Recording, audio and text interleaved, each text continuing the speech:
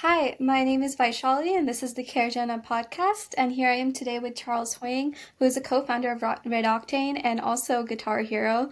And thank you so much for being here today. Yeah, thank you, Vishali, for having me, and hello, everybody out there. So, my first question for you is what specific goals drive the work you engage in, and what was your most useful founder habit during the craziest weeks of opening Guitar Hero? Yeah, well, those are those are interesting questions. I would say, kind of what drove the game. Excuse me, I made video games, right? The product that's, it's not like I was curing cancer or anything, sort of like, you know, anything spiritual. Video games were the product, like kind of like the packaging, but what we really sold was fun, right? So I think what drove us was just to create and deliver fun experiences to people, right? You buy our games and you know you're going to have fun. And, what we hoped, and there was, like who doesn't want to have fun, right? Everybody wants to have more fun in their life. Um, and so that's what we tried to do. We tried to deliver sort of these experiences packaged inside a video game. And that was our motivation and aspiration, is to deliver fun into people's lives in the form of a video game, and in our case, Guitar Hero. That's wonderful. Could you share a deeply personal story that really inspired your involvement, especially in the video game industry? Yeah, well, after we released Guitar Hero, we didn't realize the impact that we were having on people's lives. We thought about like, oh, we're going to let people have more fun in their lives, which, kind of sounds cool. After we released Guitar Hero, the first one, we got a letter. It's crazy. It was actually back in those days. It was like a handwritten letter somebody sent into our office, and it was from this guy who was a dad, and he said like, we bought your game, and my teenage daughter was playing the game, and because he was older and we had all these songs from the 70s and 80s, she started asking me questions about who these bands were, and we started talking and we started playing the game together, and he said, I haven't had a bonding moment like that with my daughter in years, and I wanted to write a letter just to thank you for that.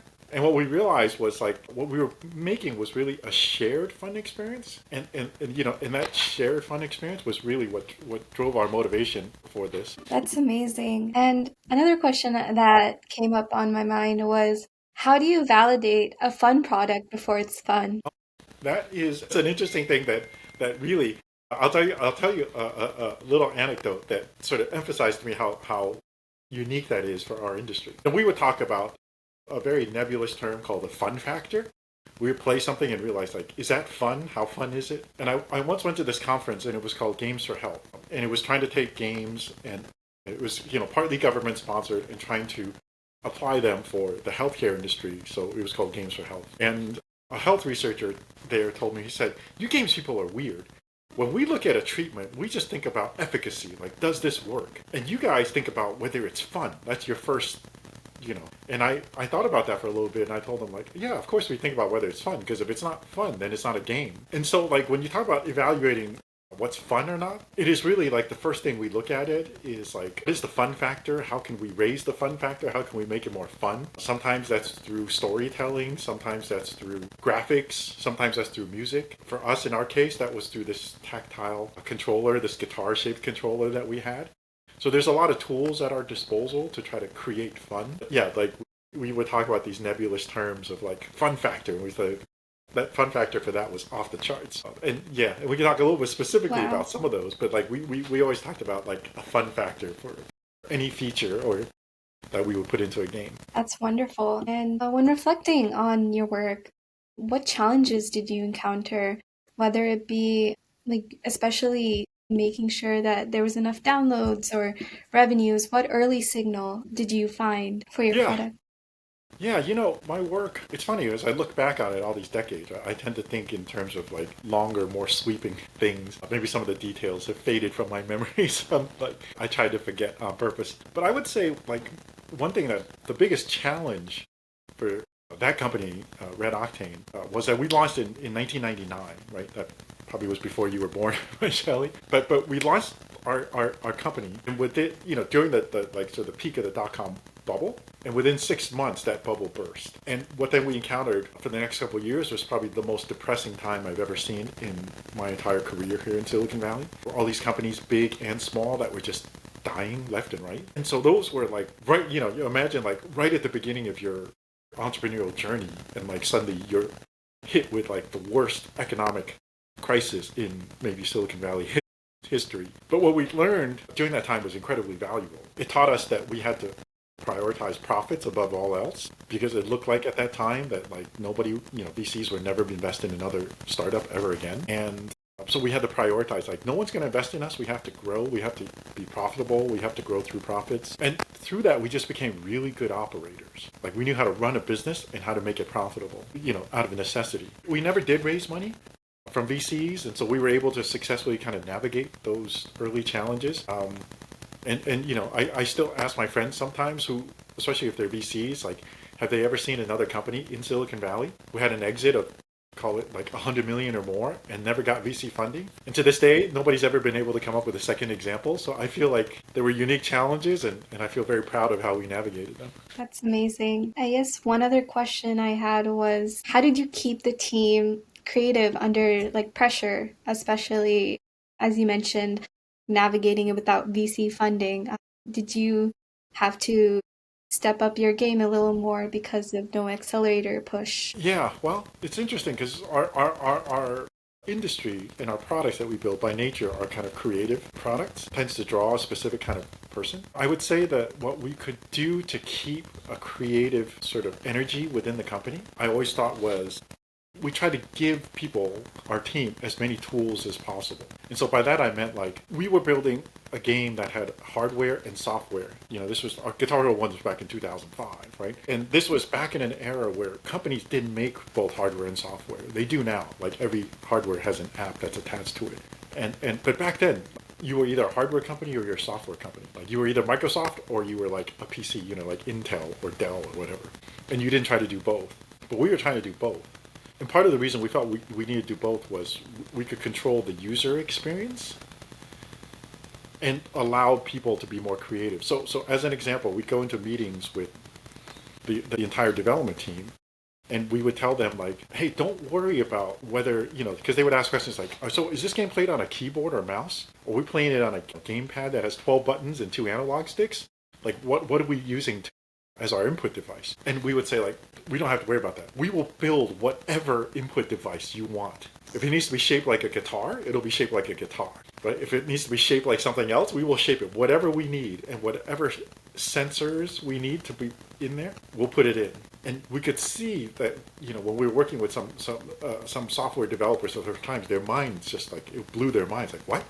You're telling me I'm not limited to like a keyboard and mouse, right? Or 12 buttons and 2 analog sticks? And so to your point of like, how do you keep creativity? I felt like in our case, it was like we gave them as many tools, and we would try to be like as unlimited as we possibly could be in terms of how we imagine the product. We say like, start with the user experience. Whatever user experience we want, we will build the hardware and software to deliver that. And, for us that like, I think, and again, I can go over some specific examples, but like, I think that was for us our secret. Amazing. And yeah, what novel approaches has your work embraced to confront complex issues? As you mentioned, coming some like bringing ideas out of the box, and especially driving people who are video game experts to try out your product. Yeah.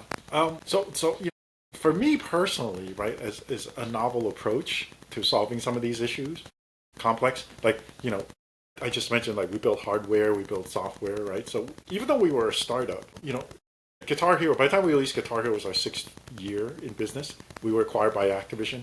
And then inside Activision, Guitar Hero became the second game in the history of video games to cross $1 billion a year in sales. World of Warcraft was the first, we were the second. I think a year or two later, Call of Duty was the third. But, when we were on our way to $1 billion with Guitar Hero, we had a global business operations. We had teams in India, China, Europe. We were developing software all over the United States and in Canada, in the UK. We were selling to Europe. We were selling to Australia.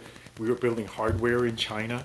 So it was like this very global operations where we had all these offices. And the novel approach I always pushed was I believe in something in those days we used to call manage by walking around. So I would go all around the world to these places to try to help our business and just, try to figure out like what the problems were. And the most sort of like graphic example of that, I said there was a 3-week period where I remember I flew to Seoul, then Shanghai for meetings, then back home for the weekend to California. Then the following week I went to Hong Kong and Australia, and then I flew back home for the weekend. And then I flew out to Japan for a Tokyo Game Show for a marketing event. And then I came back home for the weekend, right? But I felt like you had to always go out there, like whether we were trying to sell a product. I was in Hong Kong to figure out like some manufacturing issues. Australia was to, meet some retail distributors. And then Tokyo Game Show was to do marketing and business. So like we were always just out there trying to solve these problems. And I think showing up and rolling up our sleeves, that was the best way for me to sort of deal and find resolutions for sort of these complex issues. That's wonderful. And especially, managing international teams. What were your thoughts, especially in the tech boom that was happening in the early 2010s? Like now we are using AI. Yeah. So I think, you talk about AI, right? There's like in everybody's career, like my career certainly and your career will be, there's maybe 3, maybe possibly 4 massive trends that come along that you try to hopefully catch one of those. And in our case, I felt like it was a time where like the tech industry was becoming global in that sense, like, hey, we could build hardware in China, develop software in the United States and sell this in Europe, US, in Asia. But it came with a bunch of challenges, as you're talking about. Like we had to solve problems in all these different countries and cultures, right? Speaking different languages. And you're having to figure out this. So we had to put out a game that was in what we call EFIGs, English, French, Italian, Spanish, German, for Europe. And we're like, oh my God, like in the US, we just had to do English, right? Like, we had to do with EFIGs in Europe. And so there were these like cultural issues that we had to resolve. But I think those, for us, were like some of the most rewarding things was, we were able to catch that trend and build, even though we were a small startup, build on top of this trend at that time that was kind of emerging as a global technology business. Today, as you say, with AI, it'll be up to smart young people like you to figure out like what are the new trends that you can catch. And in your career, if you can catch one or even just one of these trends, you're going to do incredibly well. What was one decision that made the biggest difference amongst your entire career, as you mentioned, before it got acquired for Guitar Hero? Well, one decision came down to, wow, there were so many of these decisions that felt like could have made or break our company. But if you go back, I think in every kind of entrepreneur's experience, right, if you're lucky to find some success, there comes probably, for us, the biggest decision we had to make was, we released Guitar Hero 1, and I'll go over the sort of the brief history of that. So like in September, we were getting ready to release Guitar Hero. Game was coming out in November. So September, we tried to raise $3 million from VCs. Couldn't raise a penny. Nobody wanted to invest in a video game. So we borrowed all the money we could. We launched the product. It sold out everywhere. By February, so 5 months later, we had 2 offers from private equity firms to invest $30 million. And I remember turning to my brother and saying, wow, 5 months ago, nobody would give us $3 million. Now somebody wants to give us $30 million. And then Activision called, literally the same day we got a term sheet, Activision called, and they ended up buying our company for $150 million a few months later in June. And I remember telling my brother again, it's like, wow, 9 months ago, nobody would give us $3 million. 4 months ago, somebody wanted to give us $150 million or give us $30 million. And now somebody's giving us $150 million. But at that point, like the decision was, well, do we sell the company or not? Right? And it's $150 million, which is, or do we keep going and like, maybe go for something much bigger, maybe try to go for an IPO. And that was one of those where there's no right answer to that. And my brother and I sat there, we, thought about like you sort of dig deep into your soul about like what this means for you, for your family, for your employees, all this stuff. And, and you try to sort of, your investors, and you try to sort of like figure out what the best decision. We had somebody on our board, our chairman, a guy named Kelly Sumner. Kelly had a lot of experience. He was previously CEO of a public company called Take-Two Interactive. And Kelly was really the guy who told us, he said, look, the two of you don't have any money.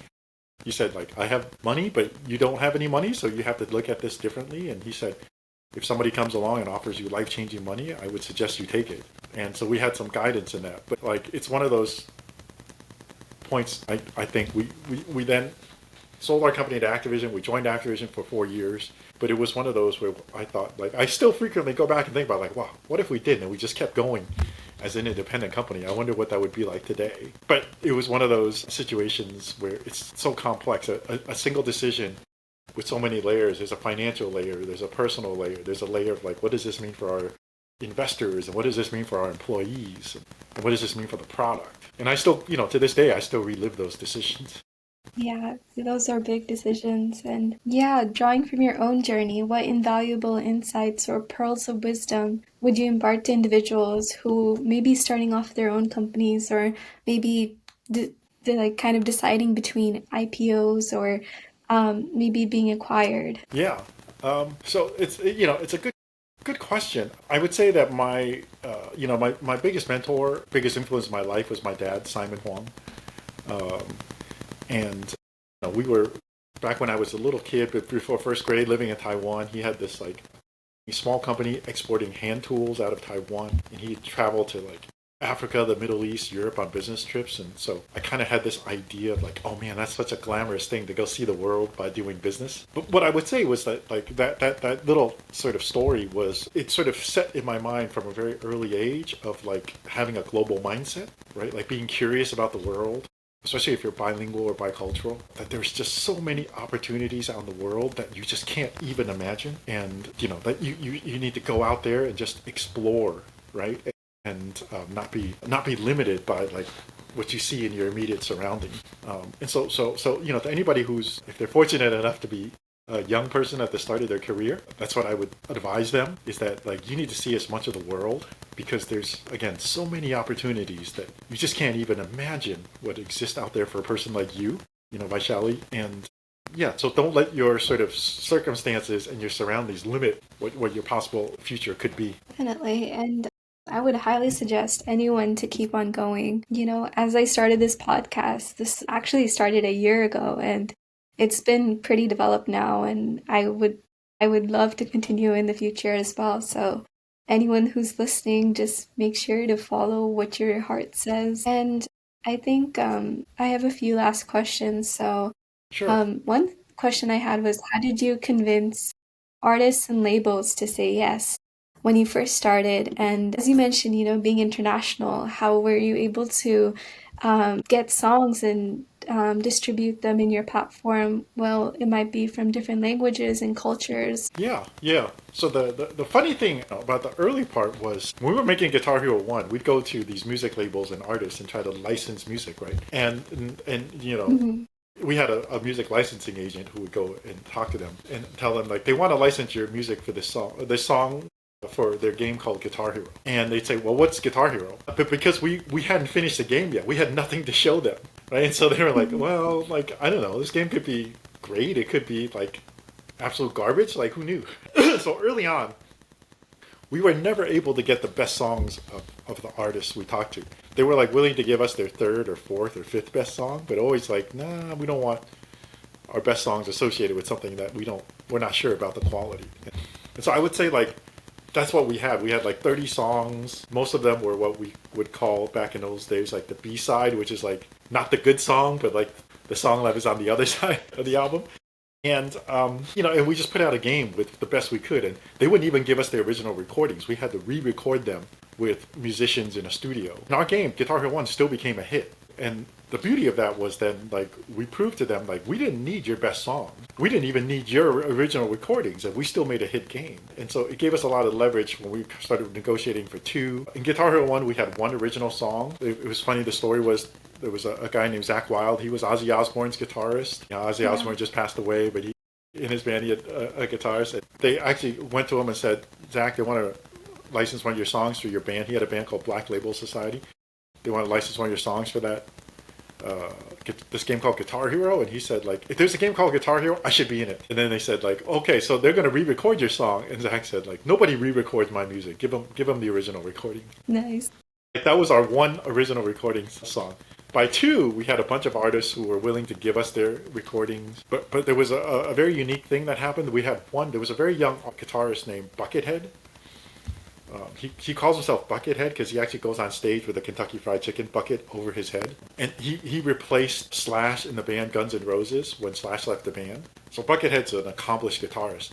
And he's young, so he played our game and he liked it so much. He actually called us, literally called us out of the blue and said, hey, I'm going to give you a song for Guitar Hero 2. And it's going to be the hardest song on Guitar Hero 2. So he wrote a brand new song, sent it in to us. And it was a song he titled Jordan. You know, he named it after Michael Jordan because he said this is going to be the hardest guitar track on Guitar Hero 2. So we put it in. That created some buzz in the music world about like, hey, did you hear, you know, amongst musicians saying, did you hear Buckethead released a new song, not in an album, but in a video game? And, you know, the game got bigger. And by 3, we were like, now all of a sudden, like, this was a phenomenon. That was our first year we crossed 1 billion. Artists wanted to be involved. We went to license the Sex Pistols music. And the label told us they had lost all of the Sex Pistols original recordings. So there were none of the recordings left for the Sex Pistols. And so the band told us, like, if you pay for studio time, we will re-record those songs for you. And we were like, man, that's amazing. Of course we'll pay for studio time.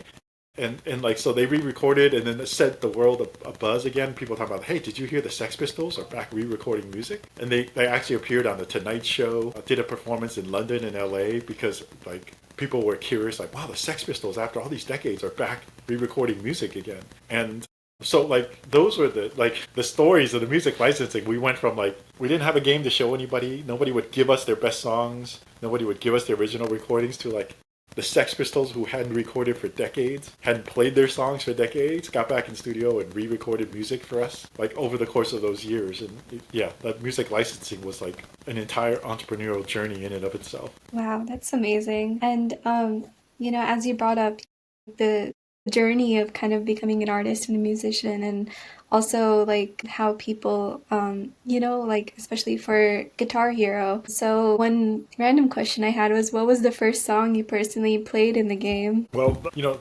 I'll give you two songs. The first song, and we picked this song to be first in the game because it was like, this was going to be the first song of the first game because we thought it was fitting. It was a song called I Love Rock and Roll by Joan Jett and the Blackhearts. And we were like, the song is called I Love Rock and Roll. Our game is about rock and roll. That should be the first song in the first one.